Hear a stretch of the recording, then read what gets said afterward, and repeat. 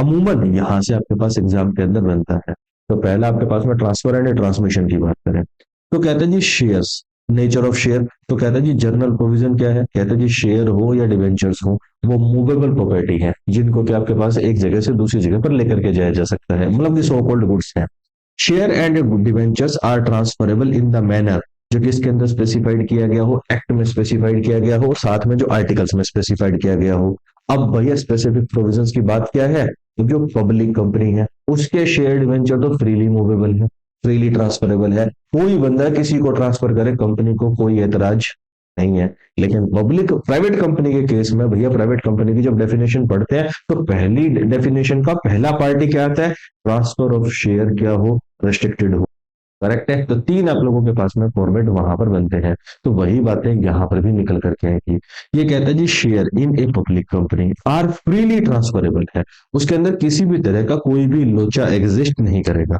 ये कहता है जो आपके पास में ये बंदा बोलता है आपके पास में प्राइवेट कंपनी में impose the reasonable restrictions on the transferability of share, however A private company can not impose the absolute prohibition on the transferability of share. वो आपके पास में ट्रांसफरेबिलिटी ऑफ शेयर के ऊपर प्रोहिबिशन नहीं लगा सकती, रिस्ट्रिक्शन इम्पोज कर सकती है। ये कहता है जी मोड ऑफ आपके पास में ट्रांसफर, कि हम लोग किस किस तरीके से शेयर्स की ओनरशिप एक पर्सन से निकाल करके दूसरे पर्सन में ट्रांसफर कर सकते हैं। तो दो टर्मिनोलॉजी हमारे पास आई, पहला वर्ड आया ट्रांसफर और दूसरा वर्ड आप लोगों के पास में आया ट्रांसमिशन। ट्रांसफर का मतलब क्या है, जब कोई पर्सन अपनी मर्जी से अपने शेयर किसी दूसरे पर्सन को दे दे तो that is the called transfer. और जब due to the operation of law एक पर्सन के शेयर निकल करके दूसरे पर्सन के पास चले जाए तो that is the called done. ये कंसेप्ट इंस्पायर्ड है किससे, हमने फाउंडेशन के अंदर एक कंसेप्ट पढ़ा असाइनमेंट और एक वर्ड पढ़ा था सक्सेशन।